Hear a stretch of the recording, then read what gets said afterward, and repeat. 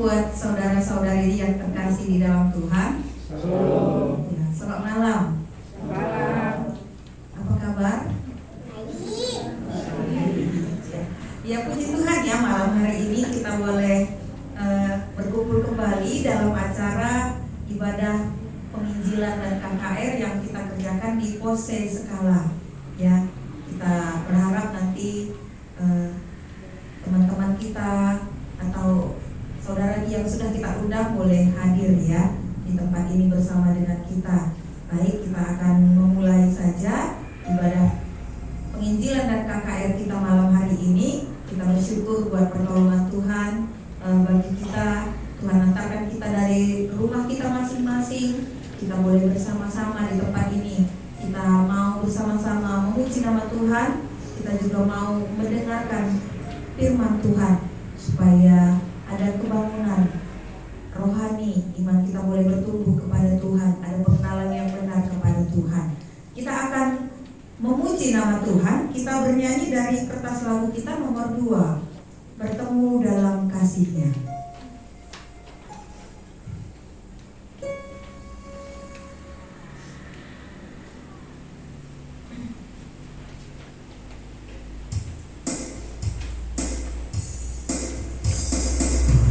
Boleh tepuk tangan ya.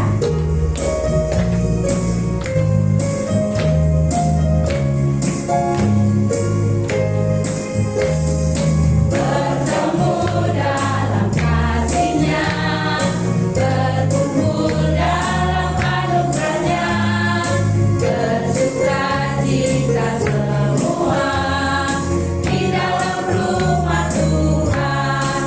Oh, saudaraku dan saudariku, Tuhan cinta dan mengasihimu. Mari bersukacita semua di dalam rumah Tuhan. Remaja dan pemuda.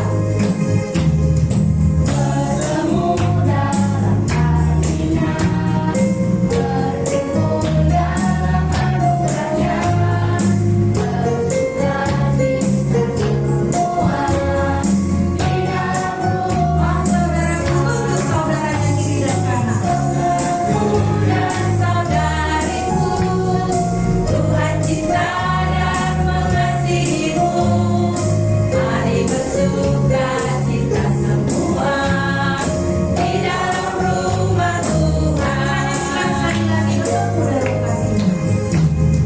Bertemu dalam kasih-Nya, berkumpul dalam anugerah-Nya, bersukacita semua di dalam rumah Tuhan. Oh, saudaraku dan saudariku, Tuhan cinta dan mengasihimu. Mari bersukacita semua di dalam rumah Tuhan. Bersukacita kita ya. Iya, sekalipun capek ya. Tadi ada yang sekolah, ada yang bekerja, ngerjain PR, les, iya kan? Ikut lagi rumah belajar, ikut lagi pemuritan, malam lanjut lagi penginjilan dan KKR. Full ya. Tapi bersyukur masih ada sukacita, masih senyum wajahnya. Berarti masih ada sukacitanya ya. Iya, kalau udah loyo, nah ini udah gawat ya. Ya baik, karena masih ada sukacita, kita nyanyikan lagi pujian kita dari nomor 12. Injil masih berkumandang. Ya, kita bersyukur sampai hari ini Injil masih diberitakan. Ya, terkhusus di tempat ini kita masih bisa mendengarkan Injil yang masih diberitakan oleh hamba Tuhan dan orang-orang yang sudah percaya. Kita bersyukur untuk Injil yang masih tetap bisa kita dengarkan dan kita beritakan. Kita nyanyikan Injil masih berkumandang.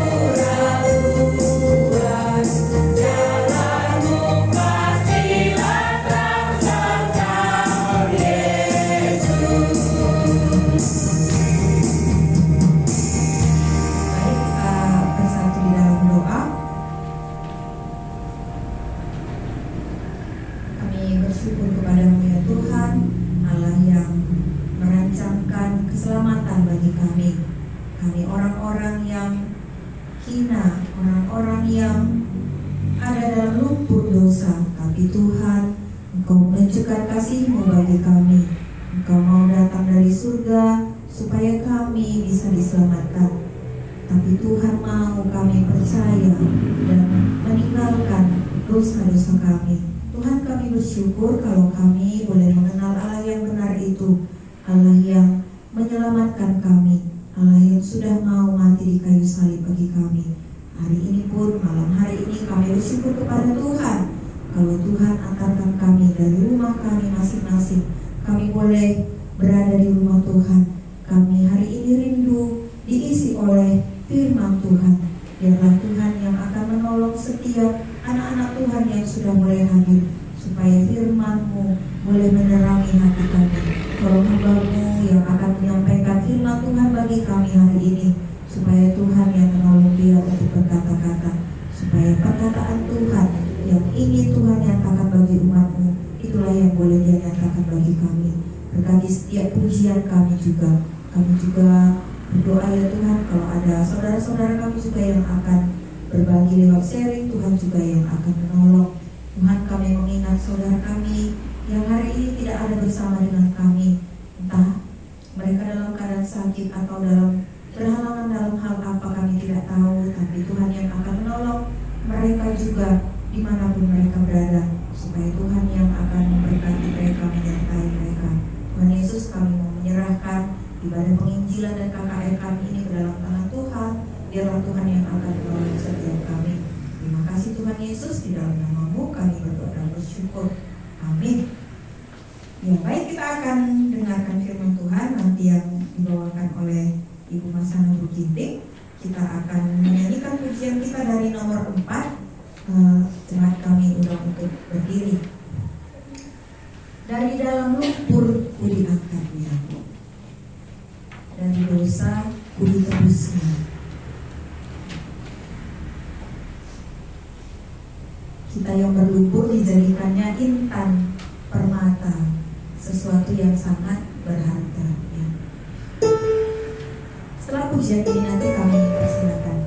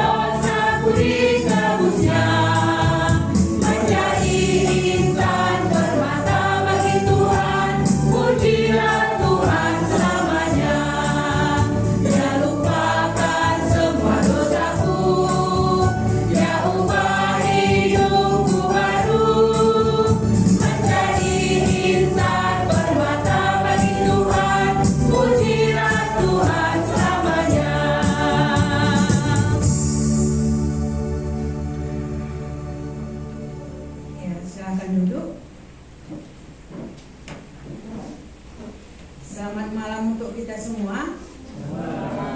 Iya. Saya kemarin siapkan penginjilan memang, tapi nggak apa-apa ya. Sekalipun sudah hidup di dalam Kristus, berita firman Tuhan ini akan memberikan hal yang baru lagi gitu. Ya, sebelumnya mari kita berdoa. Tuhan Yesus, pada malam hari ini kami mengucap syukur kepada Tuhan oleh karena kebaikan dan kemurahan-Mu. Kami masih ada sampai hari ini. Kami juga bisa melakukan ibadah PI dan KKR kami ini juga oleh karena kebaikan Tuhan dan kemurahan-Mu. Kami bersyukur untuk kami yang bisa hadir. Kami bersyukur untuk kekuatan yang Tuhan masih berikan bagi kami. Karena satu hari ini kami sudah melakukan banyak aktivitas dan kami juga mengkhususkan waktu ini kepada Tuhan. Tolong ajari kami Tuhan lewat pembelajaran dari firman Tuhan, supaya kami bisa mendapat pengertian yang baru lagi lewat firman Tuhan yang akan kami renungkan.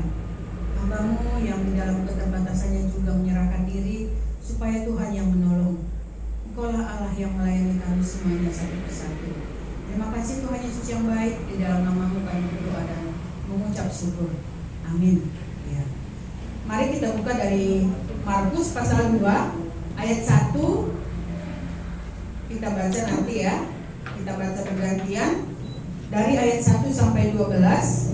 Saya bacakan dari ayat yang ganjil, Bapak, Ibu, dan Saudara semua, ayat yang benar. Iya, saya baca dari judulnya, Orang Lumpuh Disembuhkan.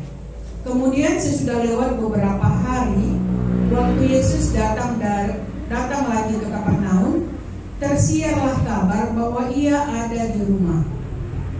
Datanglah orang-orang berkerumun sehingga tidak ada lagi tempat, bahkan dibuka pintu pun tidak. Sementara Ia beritakan firman kepada mereka. Ada beberapa orang datang membawa kepadanya seorang lumpuh, digotong oleh 4 orang. Tapi mereka tidak dapat membawanya kepadanya karena orang banyak itu. Lalu mereka membuka atap yang di atasnya. Sesudah terbuka, mereka menurunkan tilam tempat orang lumpuh itu berbaring. Ketika Yesus melihat iman mereka, berkatalah Ia kepada orang lumpuh itu, "Hai anakku, dosamu sudah diampuni." Tapi di situ ada juga duduk beberapa ahli Taurat. Mereka berpikir dalam hatinya, Mengapa orang ini berkata begitu? Ia menghujat Allah. Siapa yang dapat mengampuni dosa selain daripada Allah sendiri? Tetapi Yesus segera mengetahui dalam hatinya bahwa mereka berpikir demikian. Lalu Ia berkata kepada mereka, "Mengapa kamu berpikir begitu dalam hatimu? Manakah lebih mudah mengatakan kepada orang lumpuh ini, dosamu sudah diampuni, atau mengatakan, bangunlah, angkatlah tilammu dan berjalan? Tapi supaya kamu tahu bahwa di dunia ini Anak Manusia berkuasa mengampuni dosa." Kata Ia kepada orang lumpuh itu, Kepadamu kukatakan, bangunlah, angkatlah tempat tidurmu, dan pulanglah ke rumahmu. Dan orang itu pun bangun, segera mengangkat tempat tidurnya dan pergi keluar di hadapan orang-orang itu, sehingga mereka semua takjub lalu memuliakan Allah. Katanya, "Yang begini belum pernah kita lihat." Ya, terima kasih. Saya mengambil tema ini dari perikop ini, Anak Manusia berkuasa mengampuni dosa. Saya baca dari ayat 10 ya. Tetapi supaya kamu tahu bahwa di dunia ini Anak Manusia berkuasa mengampuni dosa. Iya. Ada beberapa hal yang saya mau bagikan dari firman Tuhan ini. Kalau di ayat pertama itu ada kata kemudian, sesudah lewat beberapa waktu, beberapa hari, waktu Yesus datang lagi ke Kapernaum. Berarti ini sudah pernah Yesus pergi ke Kapernaum. Kalau kita bisa melihat dari pasal 1 itu, Yesus ada mengajar di rumah ibadat, Yesus ada juga menyembuhkan orang-orang sakit. Nah, ketika dia mengunjungi kembali Kapernaum ini, ada banyak orang mengunjungi rumah di mana tempat Tuhan Yesus tinggal. Nah, saya akan membagi ada 2 kelompok orang yang bisa saya bagikan ya, demikian. Saya baca ayat 2-nya, maka datanglah orang-orang berkerumun sehingga tidak ada lagi tempat, bahwa dibuka pintu pun tidak. Sementara ia memberitakan firman kepada mereka, ada orang-orang datang membawa kepadanya seorang lumpuh, digotong oleh 4 orang. Ya, ada sekelompok orang yang sudah mendengar berita tentang apa yang dikerjakan Yesus. Dan juga ada sekelompok orang dari ayat yang 7 ya. Mengapa orang ini mengatakan demikian? Sekelompok orang yang juga sudah pernah mendengar juga akan berita yang diajarkan di rumah-rumah ibadat itu, yaitu mereka adalah kelompok orang, kalau di sini dikatakan mereka itu adalah ahli Taurat. Nah, di dalam 2 kelompok ini mereka sama-sama sudah mendengar perkataan Tuhan, sama-sama mendengar ajaran Tuhan. Kalau yang kelompok yang pertama tadi mungkin dia nggak secara langsung karena dia punya sakit fisik, tapi dia bisa mendengar lewat orang-orang gitu ya, bahwa ada yang namanya Yesus di Kapernaum ini pernah melakukan sesuatu. Kalau sebelumnya itu ada ibu mertua Petrus yang disembuhkan, ada juga orang sakit kusta juga disembuhkan. Nah, orang yang lumpuh ini mendengar akan hal itu. Apa yang dikerjakannya? Ada temannya yang membawa dia, menggotong, meletakkan dia persis di depan Tuhan Yesus ya. Nah, satu yang saya lihat di sini, ketika dia diturunkan dari dari atap itu, ada Tuhan Yesus berkata-kata kepadanya. Tuhan Yesus bilang bukan menyembuhkan sakit penyakitnya, tapi Tuhan Yesus bilang di sini, hai anakku, dosamu sudah diampuni. Kepada orang yang tadi yang datang mencari Yesus di dalam kelompok yang pertama, yang sudah mendengar tentang berita Tuhan Yesus, dia datang mungkin ada imannya untuk dia bisa disembuhkan. Karena di sini tadi Tuhan menguji iman dia. Di ayat 4 ya, tetapi mereka tidak dapat membawanya kepadanya karena orang banyak itu. Lalu mereka membuka atap yang di atasnya. Sesudah terbuka, mereka menurunkan tilam tempat orang lumpuh itu berbaring. Nah, ayat 5 maaf. Ketika Yesus melihat iman mereka, jadi ketika ada pendengaran akan firman Tuhan, ada muncul iman. Ada muncul iman dan ada keinginan bertemu dengan Yesus itu. Orang lumpuh ini melakukan hal yang demikian. Dan respon Tuhan terhadap orang lumpuh ini welcome ya. Yang perlu diselesaikan itu bukan masalah sakit penyakit saja.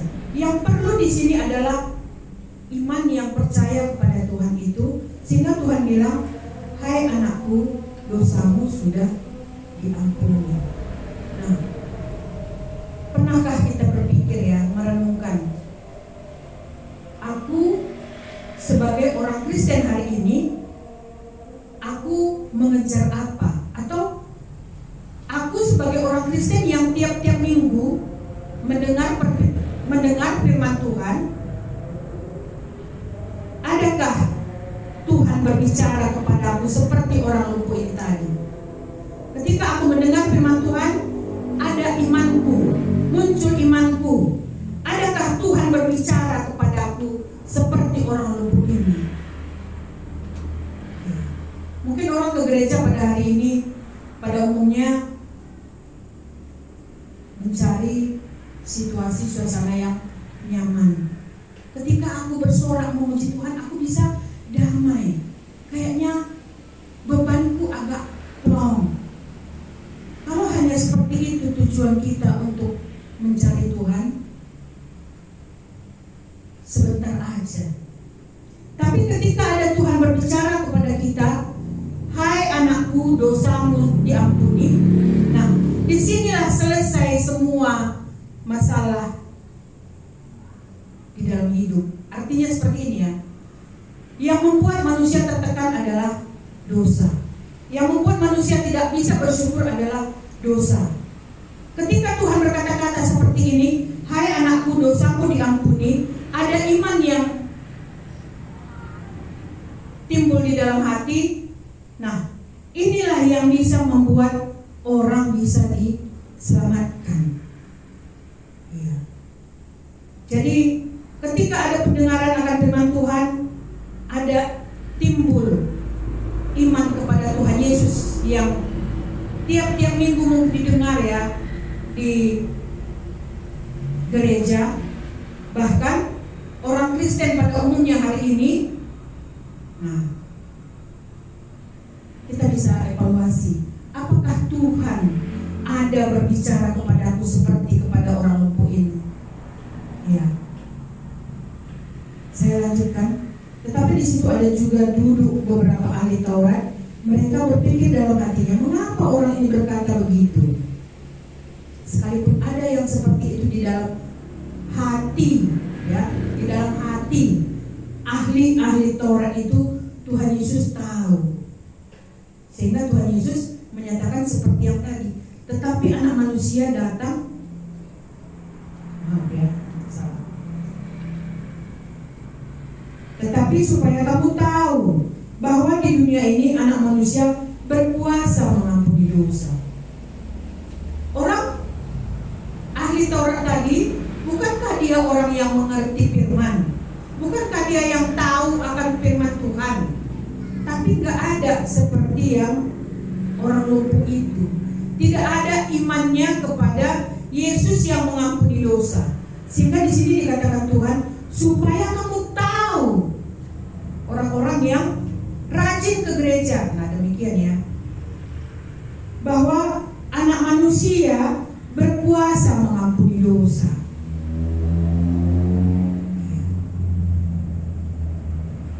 Jadi ya, kalau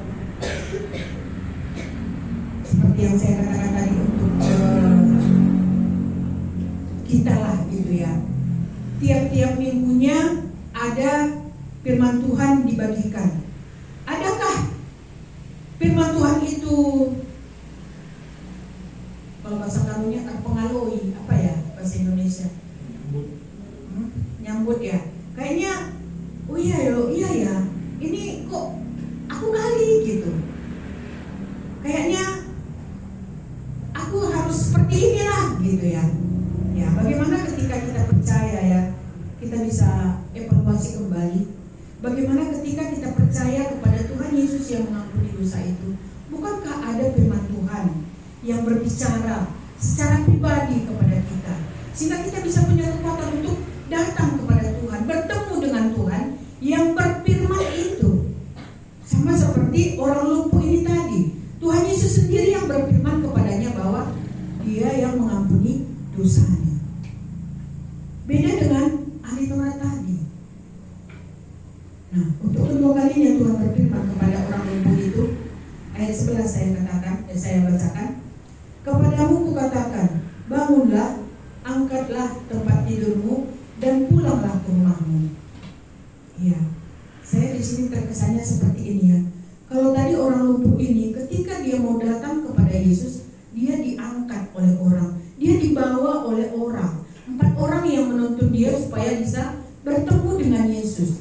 Tapi ketika Tuhan berfirman kepada dia kembali kedua kalinya, dia sendiri yang mengangkat tilangnya itu. Artinya ada hal yang baru terjadi di dalam orang ini. Jadi siapa sebenarnya Yesus itu bagi dia? Yang pertama, Yesus itu adalah yang mengampuni dosa. Yesus yang berkuasa mengampuni dosa. Dosa selesai, penyakit, sakit penyakit yang dideritanya tadi pun bisa sembuh. Oleh karena Tuhan yang menyembuhkan. Nah, ada hal yang baru yang dialaminya. Jadi ketika orang punya pendengaran akan firman Tuhan, ada keyakinan bahwa Yesus inilah juru selamatku, bahwa Yesus inilah yang mengampuni dosaku. Ada hal yang baru dialaminya. Dan yang yang lebih terkesannya lagi saya waktu membaca ini ayat 12-nya itu, dan orang itu pun bangun, segera mengangkat tempat tidurnya dan pergi keluar di hadapan orang itu. Berarti di hadapan orang semua, orang yang kumpul di rumah di mana Tuhan Yesus tadi memberitakan firman. Orang-orang di sana semua menyaksikan orang yang tadinya lumpuh digotong dan dia sendiri berjalan keluar mengangkat tilangnya, sehingga mereka semua takjub lalu memuliakan Allah, katanya, yang begini belum pernah kita lihat. Jadi orang yang sudah mengalami pertemuan dengan Kristus itu ada hal yang baru, dan orang yang melihat itu juga memuliakan Allah. Nah, ini juga menjadi bahan koreksi juga bagi kita. Jikalau aku sudah menjadi orang yang sudah ditebus, sudahkah orang melihat aku bisa memuliakan Allah? Ya. Jadi bisa kita lihat sebenarnya kalau bagi orang lumpuh ini tadi, dia yakin bahwa Anak Manusia itu berkuasa mengampuni dosa. Ini pengenalannya terhadap orang lumpuh. Bagi kita sekarang, siapakah Yesus yang kenal dari berikut ini? Bisakah kita menambahkan di dalam diri kita? Kalau di sini orang lumpuh ini dikatakannya, ya, dia adalah yang mengampuni dosaku dan yang menyembuhkan sakit penyakitku. Kalau bagi kita pribadi, siapakah Yesus itu bagi kita hari ini? Ya, jadi bisa kita renungkan ya, bahwa Anak Manusia berkuasa mengampuni dosa. Bukan hanya itu saja, masalah yang di bumi ini pun Tuhan selesaikan kalau Ia berkenan. Jadi kalau aku sudah mengalami pertemuan dengan Kristus itu, aku ada imanku bahwa Yesus itulah yang mengampuni dosaku. Apa sekarang yang menjadi masalah bagiku? Sanggupkah Yesus menyelesaikan? Kalau ahli Taurat tadi ketika dia tidak berkata-kata pun, Tuhan tahu apa yang ada di dalam hati mereka. Nah, kalau orang-orang pada umumnya kan bilang seperti ini ya, enggak pun kita bilang Tuhan itu sudah tahu.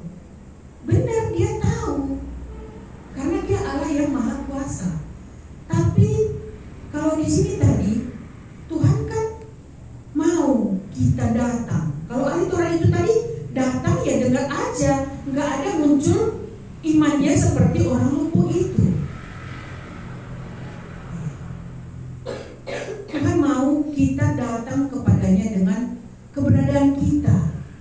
Ya, istilahnya kita terbuka kepada Tuhan apa yang kita alami, supaya seperti ini tadi bisa terjadi, dan orang lain pun bisa menyaksikan, ataupun orang lain bisa memuliakan Allah ketika melihat hidup kita. Kalau di bahasa karunia saya baca ya yang ayat berapa ini ya, ayat 12-nya. Saya lebih ini kemarinnya. Sangasie minter ia keke ilebe-lebe jelma sinterem. Jana iangkat natilamna jenari berkat ia. Mamangkel adekalak sinidasa. Maka ibu cina di batanina lengah pernah idah kami kejadian si baginda. Jelma sinterem menyaksikan yang dialami oleh orang lumpuh ini. Ya. Seperti yang saya katakan tadi ya, kalau tadi kita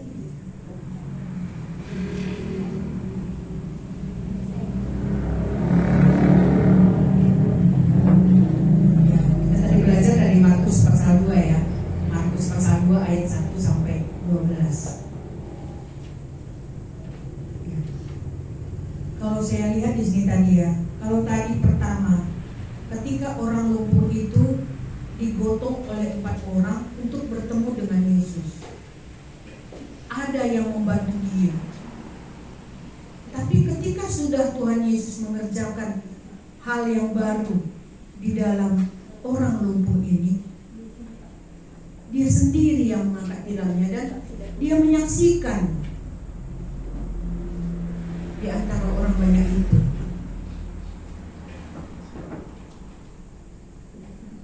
Ya.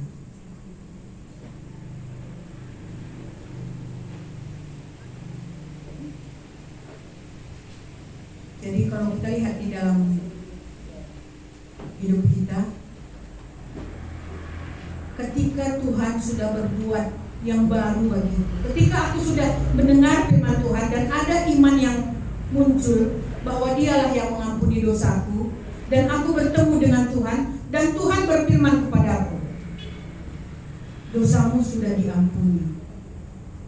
Ada hal yang baru yang kualami, ada hal yang baru yang dialami oleh orang lumpuh tadi, dan orang lain juga yang ketika itu mendengar berita tentang yang dibagikan oleh Tuhan Yesus di rumah itu, orang itu juga melihat dan mereka semua takjub dan memuliakan Allah. Ya.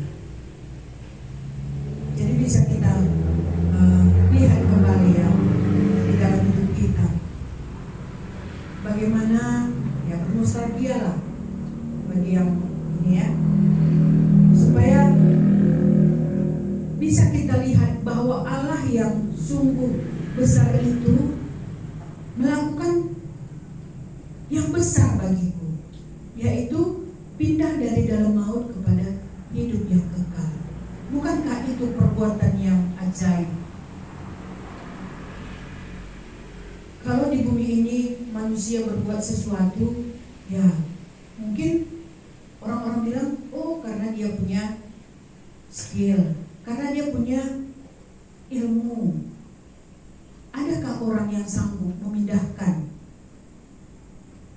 pindah dari dalam maut kepada hidup yang kekal itu, selain daripada Tuhan Yesus yang mati di kayu salib, yang hari ini kita pelajari di sini, yang dia berbicara kepada orang lumpuh.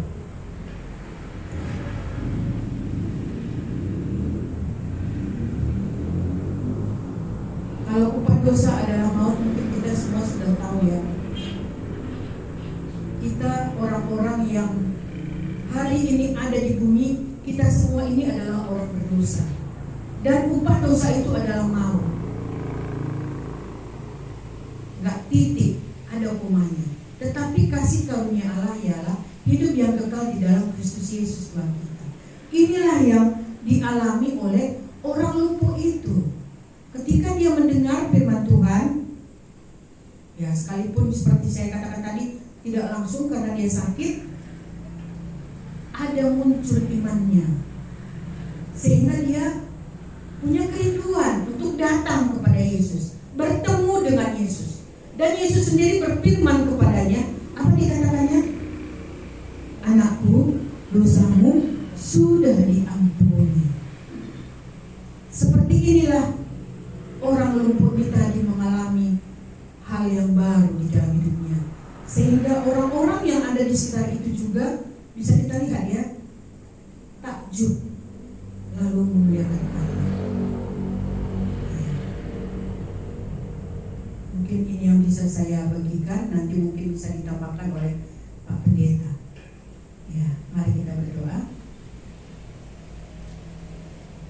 Tuhan Yesus, kami bersyukur jikalau hari ini kami belajar bagaimana orang lumpuh itu ketika dia mendengar firman-Mu, ada iman yang percaya kepada Tuhan, sehingga dia punya kerinduan untuk datang berjumpa dengan Engkau, dan Engkau sendiri berfirman kepadanya, dan terjadi keselamatan bagi orang itu. Tidak hanya penyakitnya Tuhan sembuhkan, tapi dosanya juga Tuhan ampuni, sehingga ada pengenalannya kepadamu bahwa anak manusia berkuasa mengampuni dosa. Ini bagian orang lumpuh itu Tuhan.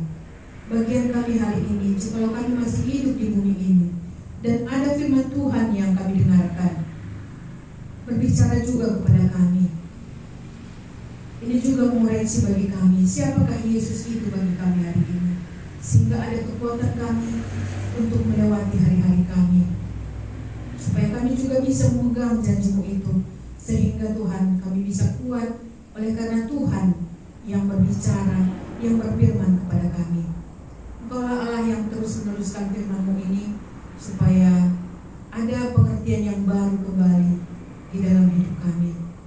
Kami serahkan juga terus untuk waktu yang akan digunakan, Tuhan yang menolong kami, supaya lewat pemberitaan firman-Mu kami semakin bertambah pengenalan kami kepada Tuhan. Terima kasih Tuhan Yesus, di dalam nama-Mu kami berdoa dan mengucap syukur. Amin.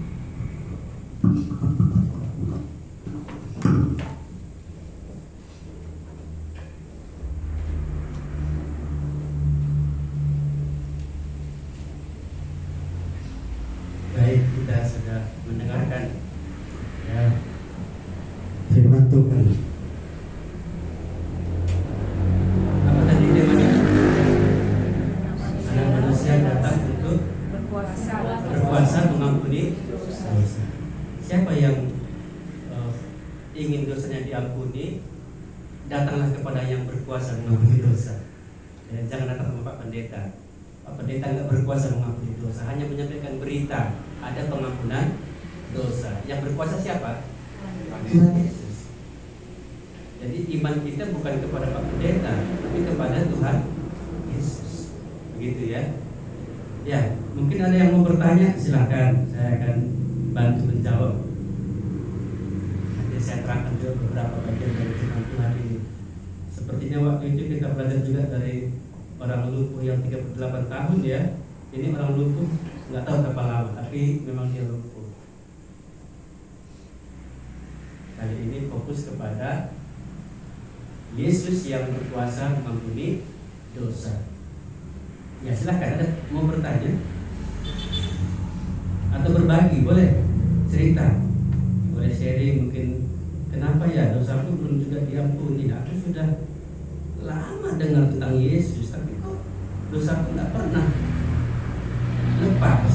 Aku seperti tertekan terus ya.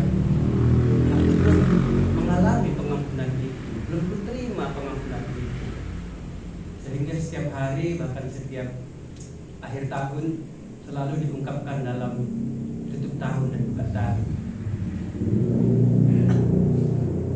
Padahal kalau sudah selesai ya bahasa lagi diperlukit lah. Kalau sudah lunas ya hutangnya apa lagi diperlukit ya kan? Karena belum lunas sama gaji diperlukit. Yang kemarin belum katanya ya, karena belum lunas. Tapi udah lunas kan nggak lagi diperlukit masalahnya. Ya, tapi di sini mungkin tahun baru yang lalu nggak diperlukit lagi. Mungkin saya nggak tahu kalau nggak diceritakan. Ya silahkan, ada mau berbagi atau bertanya?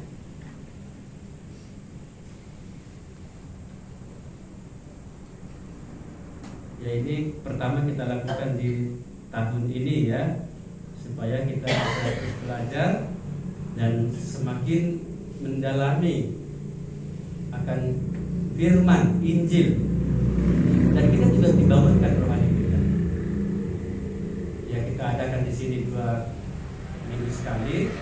Nanti kita juga adakan keluar kepada orang-orang di luar sana yang belum mendengarnya, supaya mereka juga mendengarnya. Ya silahkan, ada yang mau berbagi atau saya tambahkan lagi? Ya silahkan. Ini ada Pak Teo ya, silahkan dia mau berbagi.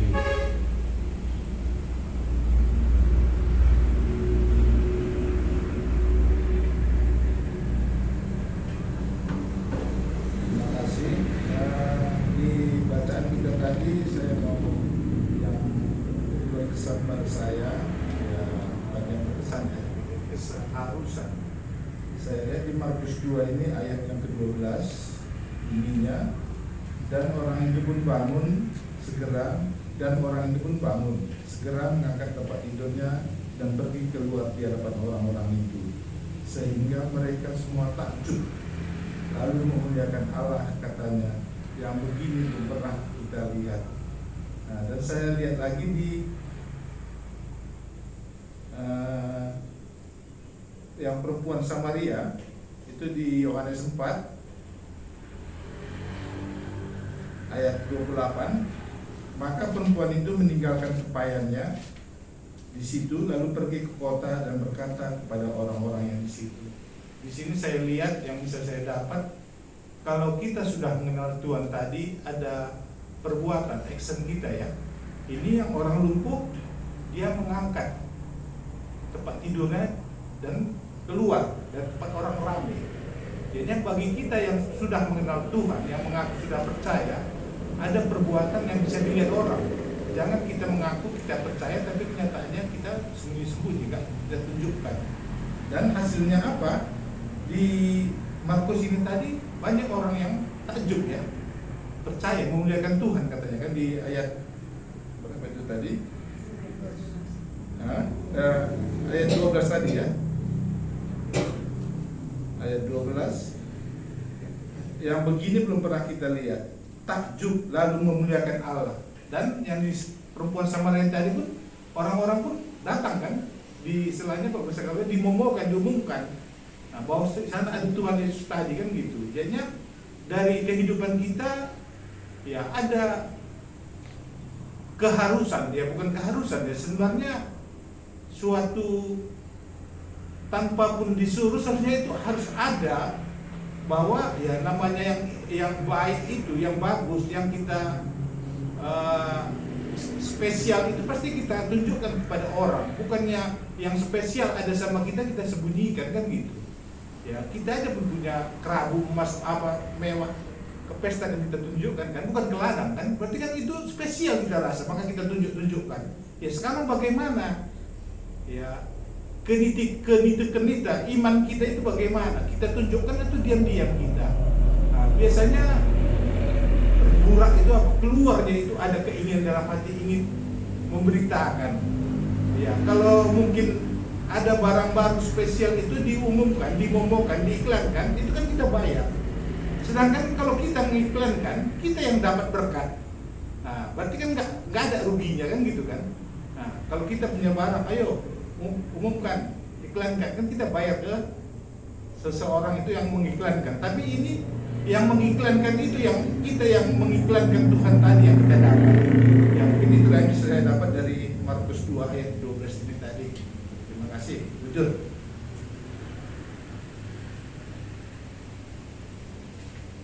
Baik, terima kasih. Jadi kalau sudah katakan tadi mengalami pengampunan atau mengenal Tuhan, berjumpa dengan Tuhan, maka akan ada satu kesaksian, ya, cerita bagaimana dia berbagi kepada orang lain. Itu tadi yang saya lihat. Jadi memang kalau orang sudah mengalami berjumpa dengan Tuhan, ya pasti dia akan menyaksikan pengalaman perjumpaannya itu, ya. Itu memang menjadi kodrat daripada anak-anak Tuhan. Oke, kalau baju aja tadi katanya apa keragu, apa tadi bahasa keragu ya, anting-anting dia. Apa yang di sini ya. Jadi anting-anting itu ditunjukkannya ini loh, itu ya dari Korea misalnya, ya. Apalagi ini perjumpaan dengan Tuhan ini bukan mudah. Mengalami pengampunan dosa itu bukan mudah. Ya. Pada waktu itu banyak orang berkerumun datang, tapi hanya orang ini yang mengalami pengampunan dosa. Itu loh, saya lihat di sana. Kan berkerumun tadi sampai dibuka pintu pun penuh orang, sampai tidak bisa orang masuk dari pintu itu, harus dari atap rumah hotel gitu loh. Saking banyaknya orang, tapi justru yang satu itu yang mengalami pengampunan dosa. Yang lainnya ya bukan. Usul-usul seperti ahli Taurat tadi ya Bapak Ibu. Oke, saya kira sudah bisa ditangkap tadi apa maksudnya ya.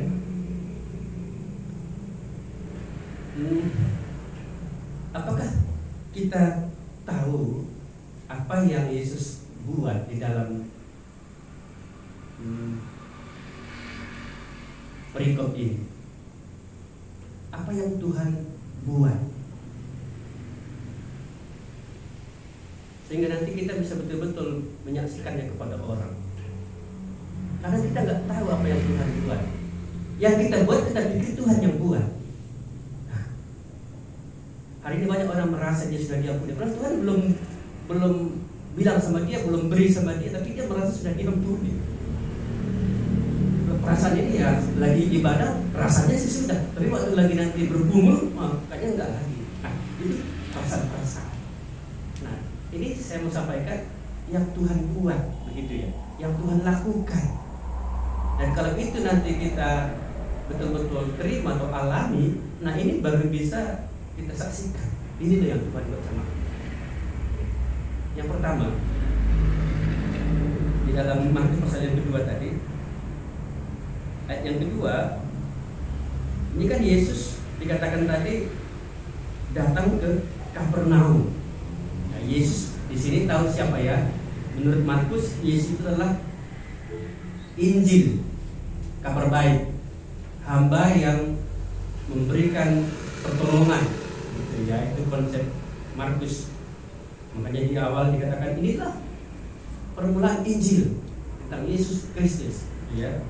Nah, waktu itu Yesus datang ke Kapernaum dan dia ngapain di sana? Ayat 2, maka datanglah orang-orang berkerumun sehingga tidak ada lagi tempat, bahkan dibuka pintu pun tidak. Sementara ia memberitakan firman kepada mereka. Ini yang pertama Yesus lakukan. Apa itu? Ia memberitakan firman. Ini loh. Ada nggak Tuhan Yesus memberitakan firman Tuhan kepada kita? Karena iman timbul dari pendengaran. Makanya kalau ada orang mengaku beriman tapi nggak ada firman Tuhan dia dengar, saya kaget. Dari mana imannya? Dari mana imannya kalau nggak ada dia dengar firman Tuhan? Dari nenek moyang lah ya, bapaknya beriman, ya dia juga beriman katanya, kan bahaya. Nanti bapaknya meninggal, imannya kemana? Hilang juga nanti imannya. Kalau dari pendeta nanti didengarnya, pendetanya nanti pindah juga nanti imannya. Hati-hati loh. Makanya selalu ditanyakan, apa firman Tuhan yang kamu dengar?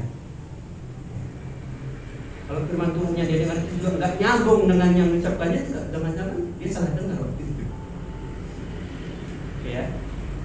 Ini yang pertama Tuhan lakukan pada bagian ini. Dia memberitakan firman. Makanya kita juga berusaha untuk memberitakan firman. Kenapa? Supaya nanti iman orang itu juga muncul, tapi jangan kepada hamba Tuhan yang menyampaikannya, tapi kepada Tuhan Yesus. Gitu loh. Imannya kepada Tuhan Yesus. Saya nggak pernah saya ajari murid-murid saya di sekolah supaya mereka percaya kepada saya. Bahkan ada seorang murid tanya saya, Bapak gereja di mana? Lebih 10 tahun saya mengajar, saya nggak pernah ceritakan sekalipun nama gereja saya. Sampai mereka tanya, Bapak gereja di mana? Gereja kami nggak dibuat pelangnya, sengaja supaya nanti orang nanya gitu loh. Pasang pelang nggak ada yang marah. Paling biayanya agak mahal, ya, biaya sablon apa namanya itu ya. Karena bagi kami gereja ini, lembaga ini tidak begitu penting lah. Ya. Yang penting itu ia beriman kepada Tuhan Yesus. Jadi kalau kita memberitakan Injil, siapapun nanti kita yang memberitakan Injil, bukan berarti mereka percaya kepada kita, tapi percaya kepada Tuhan Yesus. Karena dia memberitakan Injil lah, maka kita juga memberitakan Injil, gitu. Ya karena belum sempat keluar jauh-jauh, ya di sini kita beritakan Injil. Nanti kalau udah bisa keluar, ada dana kita keluar, kita beritakan keluar. Bila perlu keluar kota, keluar pulau, keluar negeri, ya kan? Hah? Cocok? Cocok lah. Ya, karena Tuhan Yesus sudah lakukan. Pesannya apa? Pada waktu itu pada murid-muridnya, pergilah ke seluruh dunia. Nah itu loh. Maka kumpulkan uang sebanyak-banyaknya supaya pergi ke seluruh dunia. Jangan kumpulkan uang untuk apa? Jalan-jalan. Nah jalan-jalan. Pengalaman. Ke Sabang 10 juta ongkosnya, bayangkan tuh apa itu? Setelah pulang dari Sabang capek semua badannya karena 17 jam naik bus. Ngapain? Capek-capek ke Bali Desa aja. Capek ya. Sakit lagi pulang dari sana. Bukannya healing ke sana, malah sakit pulang dari sana. Wah, ini orang begitu bijak ya. Bijak itu kumpulkan uang banyak-banyak untuk pergi ke seluruh dunia beritakan. Karena Yesus lakukan itu. Dia dari surga loh datang ke dunia beritakan Injil. Dari surga loh. Berapa jauh surga? Hah? Berapa jauh? Berapa biayanya ke surga? Kalau sanggup kita udah terpilih, karena kita nggak sanggup. Elon Musk katanya dia mau ajak kita ke planet Mars, ke bulan. 1 miliar sekali berangkat. Itu belum surga, itu belum separuhnya. Surga nggak sanggup lah kita. Jual pun semua harta karun kita nggak cukup itu. Makanya kita dikaruniakan ya bisa masuk surga. Kalau kita usahakan kita beli nggak bisa.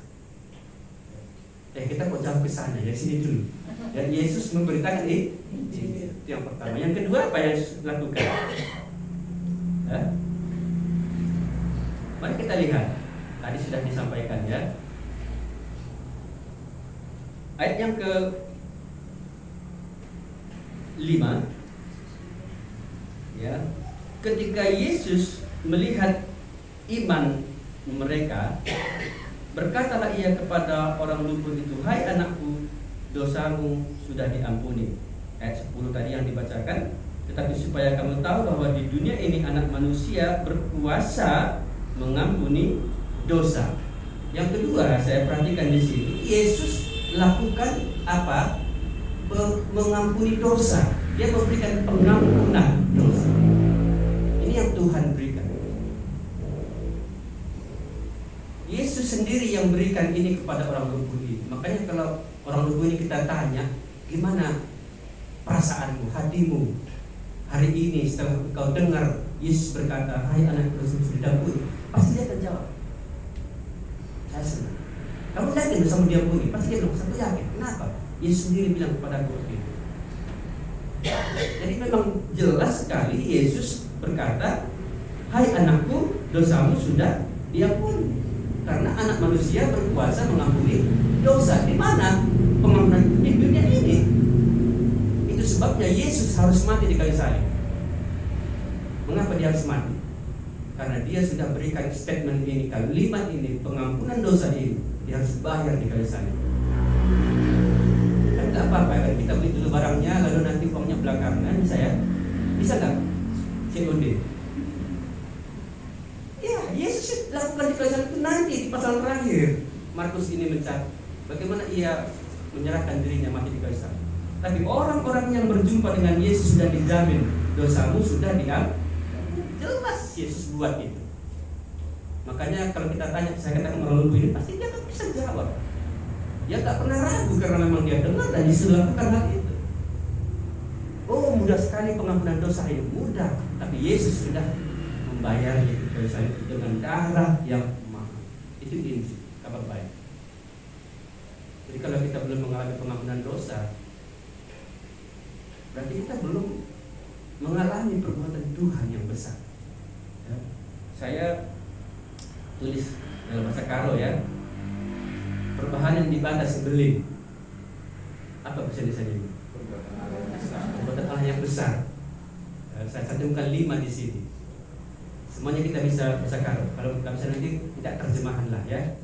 Nanti saya akan bagikan ini setelah nanti kita diskusi. Salah satunya adalah ia mengadakan penebusan itu, pengampunan dosa. Ini manusia nggak bisa berikan. Ini hanya Yesus yang bisa berikan. Kalau beritakan firman tadi ya hamba-hamba Tuhan bisa, karena sebelum Yesus datang ke dunia ini nabi-nabi, raja-raja sudah datang, imam-imam sudah ada.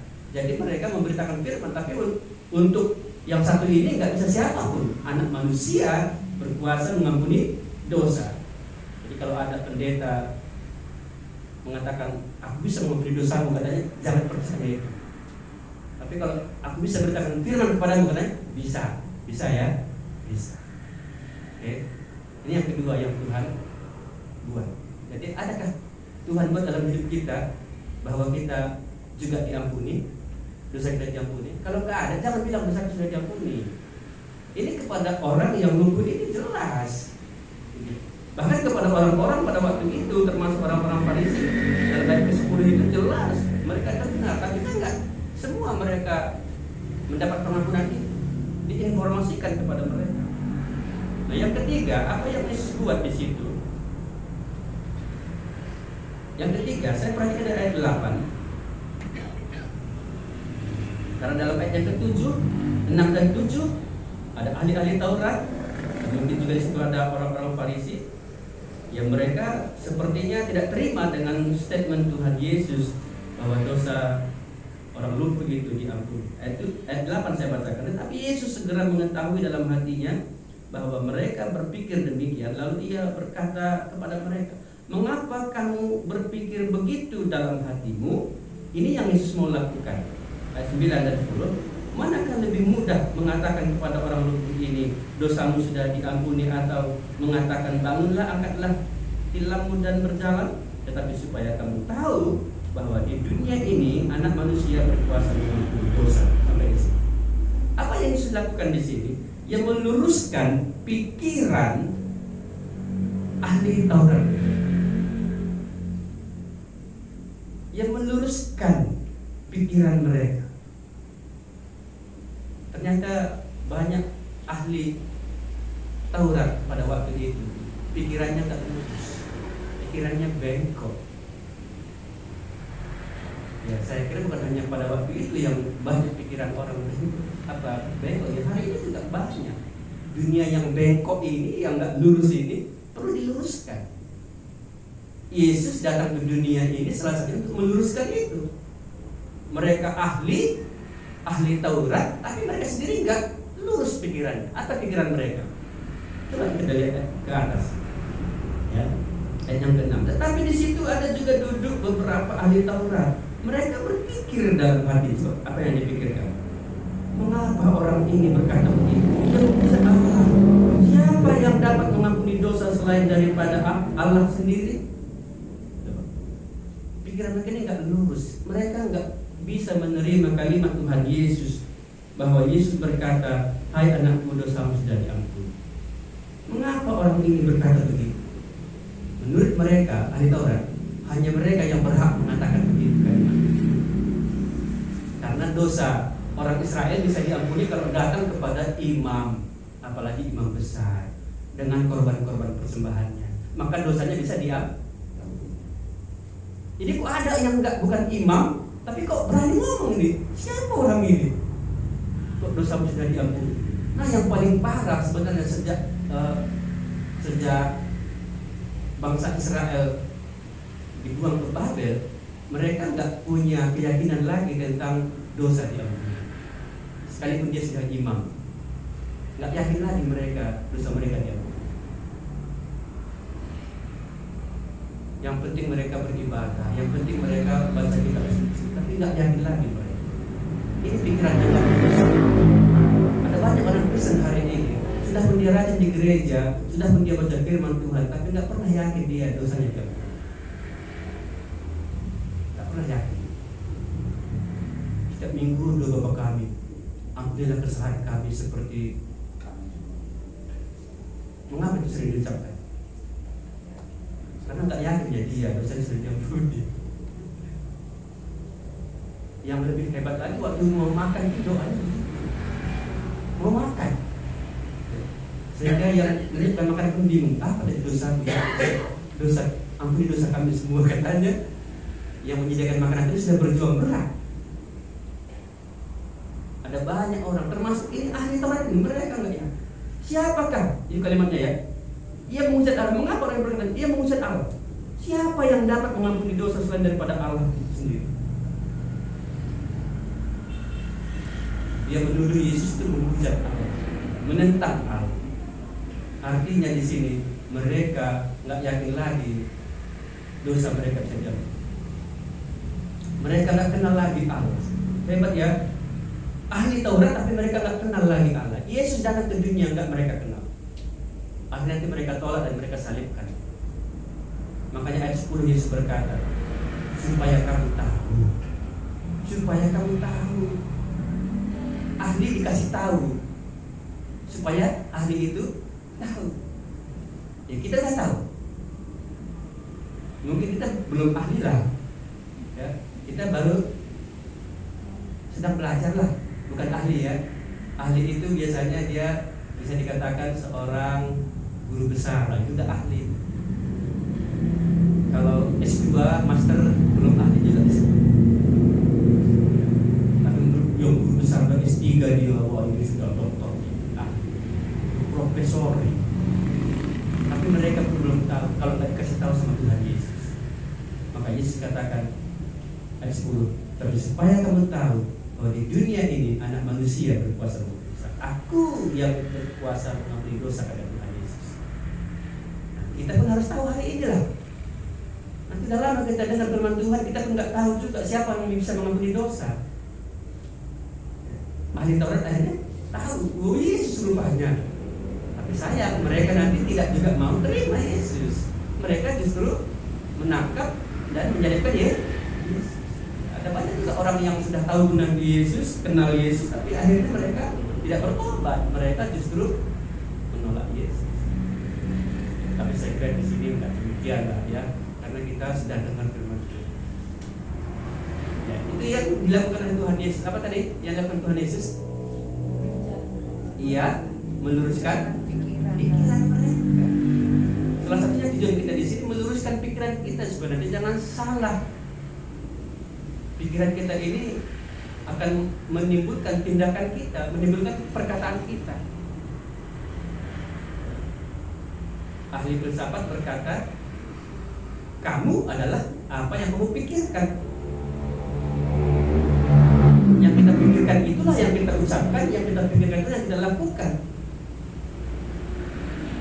Tapi jangan lupa yang pertama dan kedua tadi, Yesus memberitakan firman. Nanti firman itu nanti akan meluruskan pikiran mereka. Yang kedua, Yesus mengampuni dosa di dalam hati supaya nanti hatinya lurus, hatinya bersih, nggak lagi ada dosa di sana. Dan dalam hatinya nanti akan mengalir aliran hidup itu keluar ke pikiran. Pikiran itu jadi lurus. Ini butuh proses. Maka seseorang yang percaya menerima Yesus tidak langsung pikirannya lurus, tidak. Ada memang yang lurus langsung, tapi pikiran kita tidak terbatas. Makanya kita butuh belajar terus. Ya, ini yang Yesus lakukan ya. Pertama dia memberitakan firman, yang kedua dia mengampuni dosa di dalam hati orang itu, yang ketiga dia meluruskan pikiran. Sekarang yang keempat, ini sudah pasti kita tahu. Kira-kira apa yang Yesus lakukan yang keempat ini?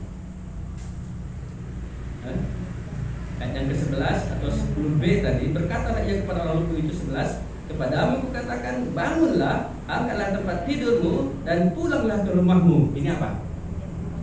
Yesus menyembuhkan fisik orang lumpuh ini. Jadi hatinya, pikirannya, tubuhnya sembuh. Ini Yesus lakukan. Memang kalau dosa sudah diampuni, saya yakin ini akan menyembuhkan seluruh kehidupan kita. Jadi kalau kita masih merasa berat tubuh kita, merasa berat pikiran kita, merasa kita dengan kita, jangan-jangan di hatinya belum bersih, belum diampuni dosanya. Ya karena dia nggak dengar firman, nggak ada imannya, sulit kita untuk memahami itu. Maka kita perlu dengar firman Tuhan. Jadi hal ini dilakukan Tuhan Yesus, saya kira sudah cukup untuk kita bisa pertimbangkan apakah memang Tuhan buat ini dalam hidupku. Apakah memang betul-betul Tuhan yang menyembuhkan aku, betul-betul memang Tuhan yang meluruskan pikiranku, betul-betul memang Tuhan yang mengampuni dosaku dalam hatiku tadi, betul-betul memang Tuhan yang berfirman kepadaku. Kalau itu yang terjadi, saya yakin saudara pasti akan bersaksi seperti perempuan Samaria, seperti orang ini.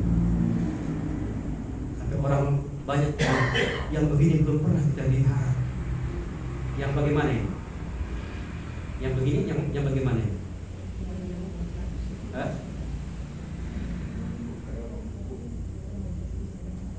Ya, kayaknya sih mereka hanya lihat Yesus hanya berkata, bangunlah, angkatlah tempat tidurmu dan pulanglah ke rumahmu. Lalu dikatakan seketika itu dia bangun, ini belum pernah dilihat ini. Biasanya butuh proses ke rumah sakit 3 minggu ya, 3 bulan baru sembuh. Itu kan bisa sembuh. Tapi saya juga yakin kalau Yesuslah yang melakukan itu, yang begini belum pernah kita lihat. Orang seperti Yesus belum pernah kita lihat. Mereka akhirnya memuliakan Allah. Dalam kitab lain mereka memuliakan Allah. Artinya orang banyak itu berkata, yang begini belum pernah kita lihat. Ini loh Allah itu kita bisa lihat sekarang. Allah bisa dilihat. Itulah proses Natal. Firman telah menjadi manusia dan diam di antara kita, dan kita telah melihat kemuliaannya. Kalau hari ini kita nggak lihat juga, betapa malangnya nasib kita ini, Pak. Sudah dibuktikan dengan kisah ini. Mestinya kita hari ini patut bersyukur karena kita bisa melihat perbuatan Tuhan. Kita bisa melihat apa yang bisa dilakukan dalam hidup kita, dan itulah yang menjadi iman kita. Itulah nanti yang akan menyembuhkan kita, yang membuat kita bisa bersaksi ataupun bercerita kepada orang lain. Oke? Ada pertanyaan mungkin atau mau menambahkan dari sini tadi? Nanti saya bagikan ini dalam bahasa Karolinga. Silakan, ada lagi. Kita jam 9.15 nanti selesai ya. Setengah jam lagi lah. Ada snacknya ya? Oh ada ya. Bisa. Ini pertama kita bikin jam 9.15 selesai. Ada yang mau berbagi atau bertanya lagi? Baik, silakan.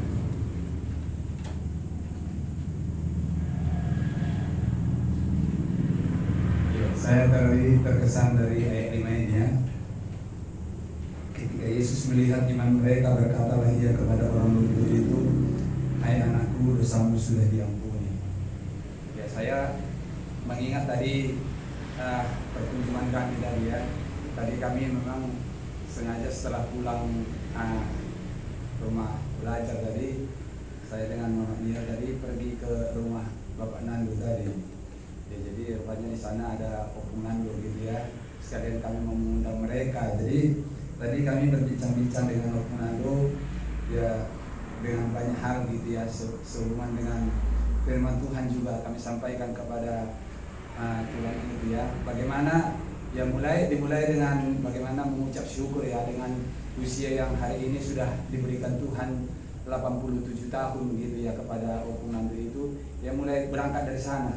Rupanya Opung Nando ini dia punya ada banyak pengertiannya tentang apa Tuhan. Jadi dia membuktikan di mana itu. Nah, alasannya itu ketika itu kita sampaikan dari mana itu apanya, apa yang mendasari itu seperti itu. Jadi setiap apa yang kita dapatkan, oh iya, saya berpikir gini, ya tadi awalnya kan di sini dikatakan hai anakku, dosamu sudah diampuni. Artinya saya melihat kepada diri saya mengingat betapa Tuhan sudah mengampuni dosa saya, gitu ya. Jadi itulah yang menjadi dasar bagaimana supaya juga bisa seperti tadi Tuhan Yesus itu memberitakan firman. Sekalipun pada awalnya ya dimulai dari mana gitu ya, tapi ya, akhirnya mengalir dan begitu sampai akhirnya. Saya memang terus terang saya bergumul untuk bercerita tentang Tuhan dalam bahasa Toba. Sekalipun saya orang Toba gitu ya. Tapi saya memang tadi bergumul ketika saya menyampaikannya, ya saya bersyukur gitu ya. Akhirnya mengalir seperti itu, bagaimana Tuhan mengajari untuk menyampaikan firman Tuhan.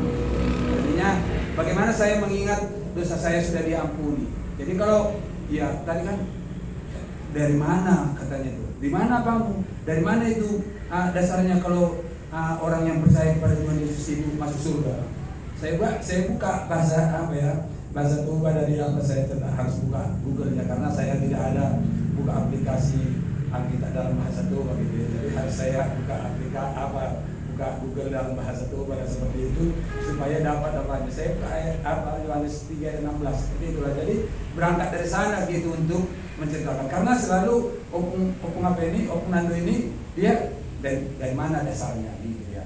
Jadi akhirnya saya bersyukur gitu ketika saya juga mengingat bahwa Tuhan sudah mengampuni saya gitu. Seperti tadi Tuhan Yesus berkata kepada orang lumpuh ini, hai anakku, dosamu sudah diampuni. Saya juga kan dosa saya sudah diampuni. Masa saya nggak bisa menceritakan tentang bagaimana dosa saya diampuni? Apa dasarnya saya mengatakan bahwa saya akan masuk surga kalau saya sudah mati juga ini? Saya sudah percaya kepada Tuhan Yesus, dan ketika Tuhan akan memanggil saya, maka saya juga akan memperoleh hidup yang kekal itu. Jadi itulah dasarnya juga. Oleh karena ada dosa yang sudah diampuni oleh Tuhan, maka itu juga yang mendorong saya juga untuk mengatakan hal yang demikian, supaya ada kekuatan gitu, ada kekuatan di dalam hati saya mendorong untuk juga berbicara. Kalau tidak ada tadi keyakinan saya tentang dosa saya sudah diampuni, bagaimana saya mampu untuk mengatakan hal yang demikian juga kepada Opung Nandu ini tadi. Dan saya juga berharap seperti pasal 2 ayat 1 ini dikatakan, kemudian sesudah lewat beberapa hari waktu Yesus datang lagi ke Kapernaum. Artinya ini berulang-ulang gitu ya. Saya rindu tadi sudah kami katakan ya, kami rindu juga supaya nanti ada juga waktu untuk mengunjunginya lagi gitu. Jadi ini harus berulang-ulang supaya sampai nanti kepada berita yang besar itu, pengampunan dosa itu, hal yang besar itu juga boleh dialami oleh tulang itu ya, penangguh itu harapan sebenarnya ya. Sekalipun sebenarnya tadi ya harusnya ya kita cepat ya, nggak usah cuma undang aja gitu. Rupanya ya ada percakapan sehingga membuat itu sudah sampai jam 6 kami harus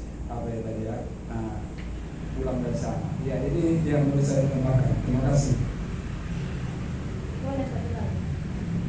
Boleh, apa ya? Boleh, karena masih lama waktu kita ya.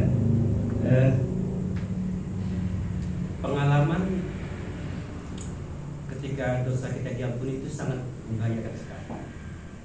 Ya, kalau bisa itu pengalaman jangan dilupakan. Kenapa? Karena berbahagialah orang yang diampuni pelanggaran yang dosanya ditutupi. Malengkel ate itu terjemahan dulu bahasa Karo. Sekarang sangat kala adik yang ibadah dosa. Jadi pengalaman ini mestinya menjadi sukacita kita untuk bercerita kepada orang lain. Ya silakan katakan.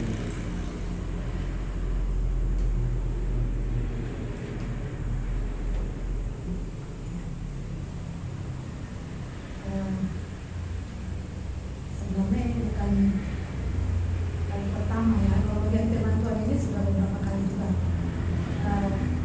belajar secara pribadi akan dengan persekutuan seperti ini. Tapi saya tadi terdorong ya ketika dari ayat 10 tadi dikatakan, tapi supaya kamu tahu bahwa di dunia ini anak manusia berkuasa untuk mengampuni dosa. Seperti itu ya, itu yang dikatakan oleh Tuhan Yesus. Kalau tadi Pak Pendeta bilang kalau pada saat Yesus mengajar di rumah di Kapernaum itu, dengan jelas hanya orang lumpuh itulah, kepada dialah Yesus berkata, hai anakku, dosamu sudah diampuni. Kepada orang lumpuh itu Yesus jelas mengatakan itu.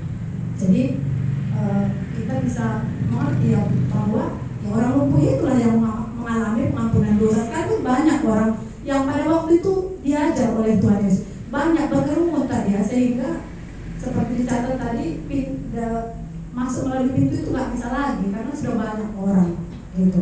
Tapi ketika tadi saya ketika dikatakan seperti itu, tapi kan pada saat itu hanya orang lumpuh itu. Tapi ketika ini dicatat, tetapi supaya kamu tahu, aku sudah tahu nih, gitu, bahwa di dunia ini anak manusia berkuasa untuk mengampuni dosa.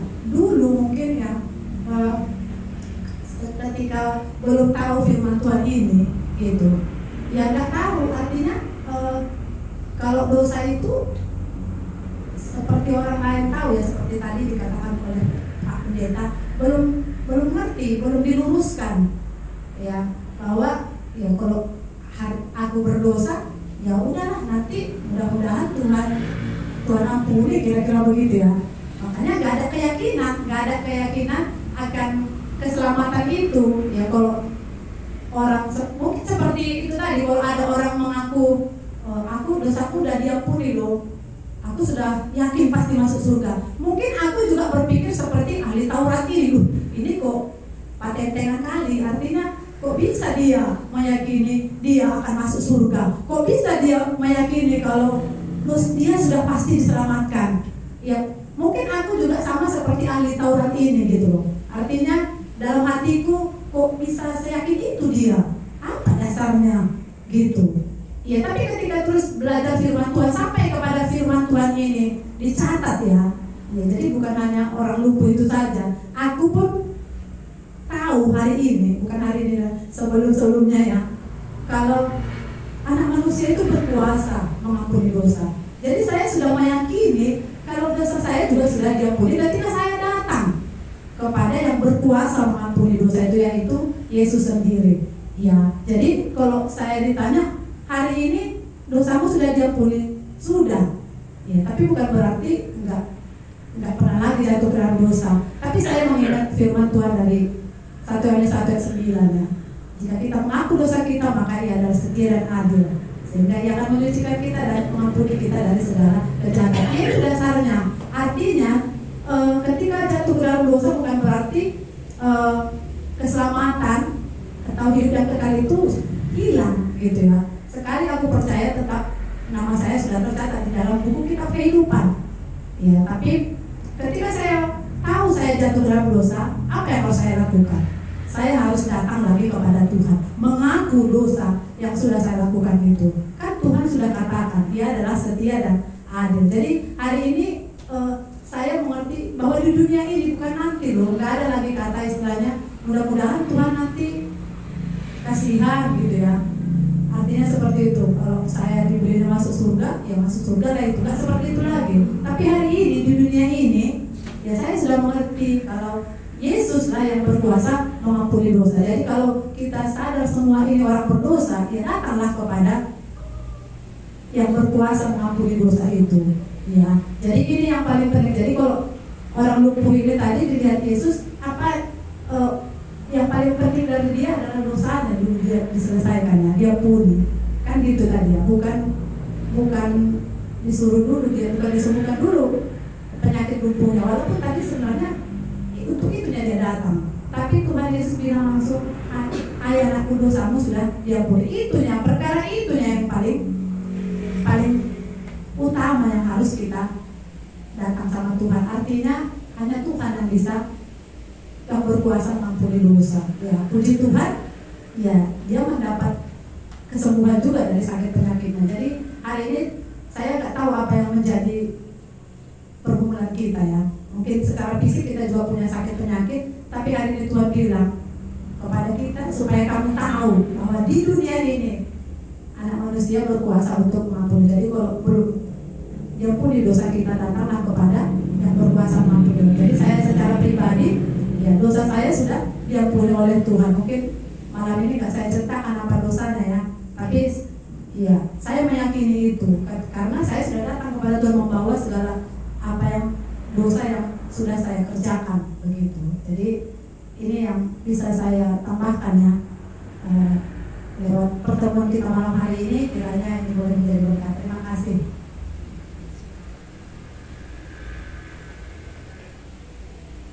Baik, terima kasih ya. Kalau kita datang kepada Tuhan Yesus, maka kita akan menerima pengampunan itu ya, karena memang Dia yang berkuasa mengampuni dosa. Tapi kalau kita nggak datang, ya kita nggak menerimanya, ya kita juga nggak menerima pengampunan. Gitu ya. Jadi kuncinya bagaimana kita membuka hati datang kepada Tuhan Yesus.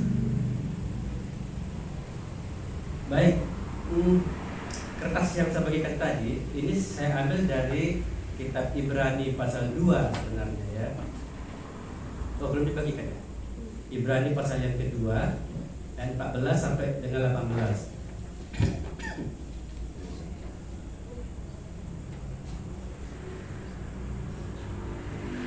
Ini perbuatan Allah yang besar.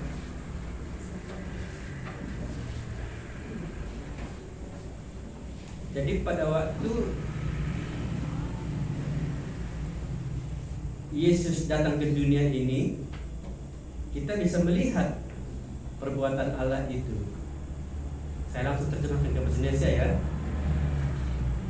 Allah telah turun ke dunia menjadi seorang manusia untuk menunjukkan kasih-Nya yang besar.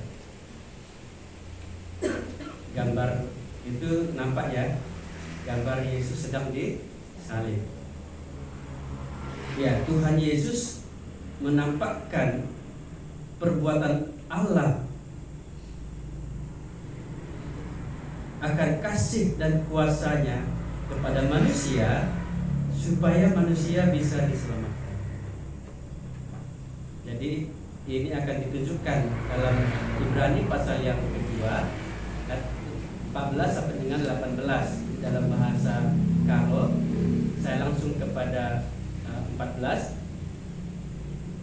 Karena anak-anak itu dalam bahasa di Alkitab bisa dibaca juga. Saya terjemahkan langsung saja, ya. Karena anak-anak itu maksudnya adalah manusia, ya, seperti yang disebutkan, yaitulah manusia yang di dalam daging dan di dalam darah. Yesus telah sama seperti anak-anak manusia itu dalam kemanusiaannya. Hal ini dilakukannya supaya melalui kematiannya iblis ditaklukkan, dikalahkan, yang selama ini berkuasa atas kematian. Jadi yang pertama sekali perbuatan Allah yang besar yang nampak di dalam Yesus Kristus adalah Yesus telah mengalahkan iblis melalui kematiannya. Nah, ini hal yang besar sekali. Karena sejak manusia ada di dalam dosa, manusia dikuasai iblis sehingga tidak bisa berbuat apa-apa lagi, ia kecuali berbuat dosa. Nah, itu sebabnya Yesus datang ke dunia untuk mengalahkan iblis ini, ya. Nah, di gambar itu nampak bagaimana Yesus waktu dicobai iblis, dikalahkannya iblis itu, ya. Tapi dengan kematian di kayu salib itulah secara mutlak iblis sudah dikalahkan. Nah, yang kedua ayat 15, dengan cara demikian ia membebaskan orang yang selama hidupnya dikuasai oleh iblis karena takutnya kepada kematian. Saya nggak baca ayat Alkitabnya, saya baca terjemahkan sendiri. Ya, dengan cara demikian ia membebaskan, menyelamatkan, memerdekakan orang yang selama hidupnya dikuasai iblis karena ketakutannya akan maut. Di sini yang kedua, perbuatan Allah yang besar itu di dalam Tuhan Yesus, ia membebaskan kita atau manusia itu dari perbudakan iblis. Karena memang tidak ada manusia yang bisa lepas dari perbudakan iblis kecuali oleh Tuhan Yesus. Karena sebelum pun manusia ada, iblis sudah ada. Ya, sejak manusia pertama dikuasai iblis, semua manusia takluk kepada iblis. Jadi sebaik-baiknya manusia pasti tetap di bawah kuasa iblis. Maka itu kita perlu datang kepada Yesus supaya kita dibebaskan dari situ. Itu yang kedua yang besar. Yang ketiga ayat 16-nya, ya. Jelas maka bukan malaikat yang dia selamatkan, tetapi seperti firman Tuhan dalam kitab suci, ia menyelamatkan atau menolong manusia keturunan Abraham. Dalam bahagian ketiga ini perbuatan Allah yang besar, ia menolong atau menyelamatkan manusia. Jadi bukan malaikat yang ditolong, tapi manusia. Mengapa manusia perlu ditolong? Karena manusia pada dasarnya sudah berdosa, sudah kehilangan kemuliaan Allah, apalagi sudah dikuasai iblis, maka manusia itu perlu ditolong. Jadi hari ini kalau kita datang kepada Yesus, kita punya penolong. Penolong yang selalu setia. Ya, itulah Yesus Kristus. Nah, yang keempat, apa perbuatan Allah yang besar? Ya. Itulah sebabnya maka dalam hal apapun ia disamakan dengan saudara-saudaranya, maksudnya manusia supaya ia menjadi imam besar yang menunjukkan kasih setia dengan sungguh dalam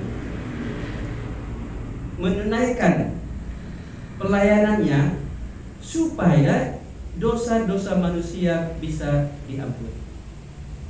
Artinya di sini Yesus yang menyelesaikan dosa-dosa manusia.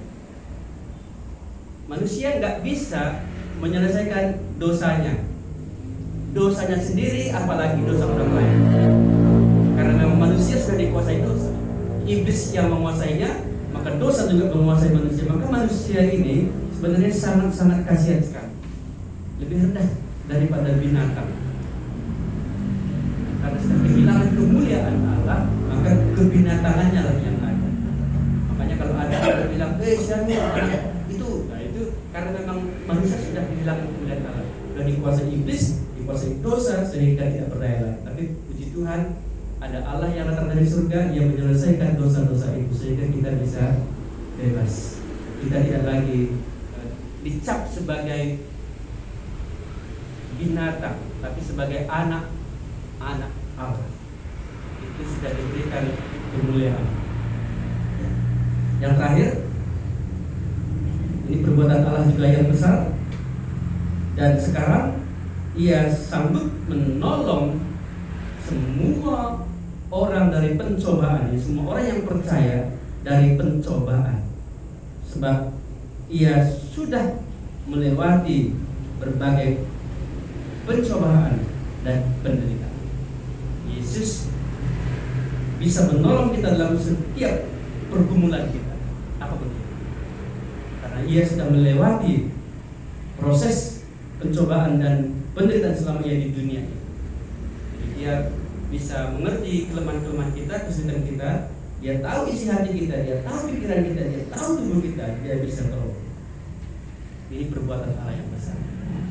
Yang tadi sudah diceritakan dari Markus pasal yang kedua, bagaimana dosa orang lumpuh itu, dosanya pun selesai, penyakitnya pun selesai, pikiran mereka pun diluruskan, selesai. Kita sekarang ini mendengar firman Tuhan ini dan kita melihat hati kita, melihat pikiran kita, melihat tubuh kita, ada Tuhan Yesus yang bisa menolong, melepaskan kita dari ikatan dosa, iblis, pikiran yang bengkok. Tuhan Yesus sanggup membawa kita kepada keselamatan, karena Dialah yang berkuasa dosa. Oke? Ya, saya kira ini penjelasan dari keras ini. Kemarin saya mau sampaikan juga di dalam gereja yang kita kunjungi kemarin ini, tapi adalah ini terlalu berat ini. Saya ambil dari bahan khotbah saja kemarin, dia Roma 2 ayat yang ke-4 dan 5. Tapi ternyata isinya berat juga ya. Ya. Karena apa tujuan Tuhan Yesus mengampuni dosa? Apa tujuan Tuhan Yesus melepaskan kita dari iblis, dari dosa itu, dari pencobaan itu? Pasti ada tujuannya. Supaya kita pada akhirnya bertobat, supaya kita pada akhirnya berbahagia, supaya kita pada akhirnya bisa melayani, bersaksi, kita bisa mengampuni, kita bisa memberitakan Injil. Kalau kita belum lepas dari dosa, dari iblis, dari kelemahan-kelemahan, kita sulit untuk bersaksi, sulit kita untuk melayani. Kalau masih sakit kita kan, jangankan membantu orang kerja ya kan, makan pun sulit. Kalau lagi sakit, apalagi sakit gigi, makan pasti tidak enak. Padahal B1, B2, B3 di situ ada lengkap. Tapi kalau sakit gigi tidak bisa tuh. Tapi saya tahu yang paling parah kalau sakit hati ya kan. Sakit hati jangankan makan ya, nengok orang pun kita nggak selera lagi. Ada sini sakit hati, sakit gigi. Orang yang sudah diampuni dosanya dia nggak akan pernah sakit hati lagi. Karena apa? Karena Tuhan ada di hatinya. Tapi mungkin bisa sakit jiwa. Lebih mungkin lagi dia sakit fisik. Kenapa mungkin? Karena dari hatinya tadi dia mengeraskan hatinya, dia nggak mau Tuhan pimpin hidupnya, hingga pikirannya, perasaannya, keinginan jiwanya nggak mau dia serahkan kepada Tuhan. Tubuhnya dia nggak mau serahkan kepada Tuhan. Ada makanan enak dia beli, makan banyak, itu tubuh sakit. Ketemu B1, B2 nggak cukup satu piring. Padahal menurut ilmu kesehatan, sepiring nasi, semangkuk sayur, sepotong daging gitu. Wah, ini kan lulus ini. Mana yang lulus kesehatan tuh? Lagi nggak sehat ya? Kan itu makanan Pak Sejawa sempurna kan? Sepiring nasi, semangkuk sayur, sepotong daging. Itu. Jangan sepiring daging, sepotong daging. Katanya 3 jari kita paling besar itu ya. Jadi siapa yang besar puji Tuhan lah. Besar dapat. Ini enggak. Kalau sudah dapat bagiannya ya, jagal ini tambah gitu. Tambah. Ya itu berarti dia nggak mau serahkan tubuhnya kepada Tuhan. Dia serahkan tubuhnya kepada selera, makanya sakit. Maka wajar kalau orang pun dia terima Yesus sering sakit, wajar. Karena tubuhnya nggak serahkan sama Tuhan, pikirannya, perasaannya, keinginannya, jiwanya nggak serahkan sama Tuhan, cuma hatinya dia serahkan sama Tuhan. Makanya banyak kali pergumulannya dalam hidup ini. Ya banyak lah orang yang dikasih makan tubuhnya, yang dikasih makan jiwanya, tapi hatinya nggak dikasih makan. Dia nggak mau baca firman Tuhan. Nah, firman Tuhan itu nanti dalam hatinya akan mengalir aliran air hidup. Nggak mengalir airnya tadi yang nggak sembuh lagi ya. Tapi kalau sudah ada Tuhan Yesus, saya yakin orang itu akan sembuh. Kenapa? Karena ada Tuhan Yesus yang menolong kita, Dia nampati kita. Maka nanti pada akhirnya orang itu bertobat, pada akhirnya orang itu berbahagia, pada akhirnya orang itu pun bisa masuk surga. Dia nanti bisa melayani, dia bisa bersaksi, dia bisa memberitakan Injil. Begitu loh. Lewat 3 menit lagi. Jadi inilah yang kita pelajari malam hari ini. Ya, Yesus berkuasa mengampuni dosa. Itu perbuatan yang besar. Satu yang penting bagi kita saat ini adalah apakah memang kita sudah menerima pengampunan dosa ini? Sudahkah kita mendapatkan pengampunan dosa ini? Ini Tuhan Yesus berikan. Ayat 5 hanya kepada orang lumpuh, ayat yang ke-10 untuk semua orang. Kalau kita hari ini tahu Yesus yang mengampuni dosa, datanglah kepada, maka dosa-dosa kita nanti akan diselesaikan. Karena di tempat ini saya jelaskan ada 5 perbuatan Allah yang besar itu. Salah satunya adalah di mana Ia menyelesaikan dosa. Sekalipun dosa pemerah seperti kirmiji akan menjadi putih seperti salju. Marilah kepada semua yang letih dan berbeban berat, aku memberikan kelegaan kepada itu kata Tuhan. Tuhan Yesus sendiri mengucapkan kalimat itu. Oke, sampai di sini saja. Kita akan menyanyikan lagu nomor 1. Apakah yang kau cari? Ini kesempatan kita untuk merenungkan bagian firman Tuhan ini. Yang kita cari dalam dunia ini, carilah kerajaan Allah, carilah Tuhan Yesus, maka kita akan berbahagia. Maka kita akan diberikannya pengampunan dosa, diberikannya kepada kita keselamatan yang besar, di mana ada hidup yang kekal, ada Roh Kudus diberikan, dan banyak lagi yang diberikan kepada kita. Mari kita naikkan pujian ini sebagai perenungan kita sebelum kita mengakhiri acara kita ini. Bisa? Ya, mari kita bangkit berdiri menyanyikan lagu ini. Apakah yang kau cari di dalam hidupmu?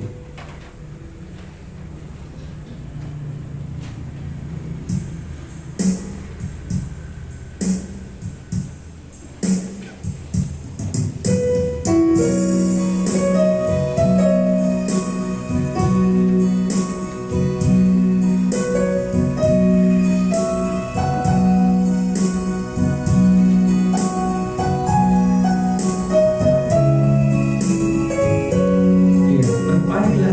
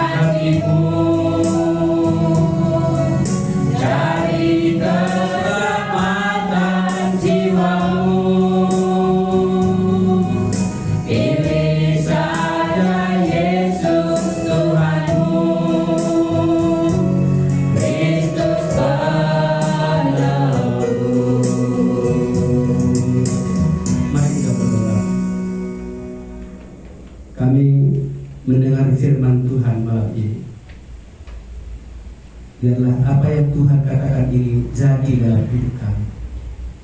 Karena kami datang kepadamu, Tuhan Yesus Kristus, Juru Selamat, Allah yang menjadi manusia, yang berkuasa mengampuni dosa. Biarlah kami malam hari ini menjadi percaya dan beriman, sehingga kami benar-benar mengalami pengampunan itu. Kami benar-benar berbahagia. Terima kasih Tuhan. Engkau Allah yang baik, Allah yang menyatakan diri kepada kami, supaya kami mempercayai Tuhan dalam hidup ini.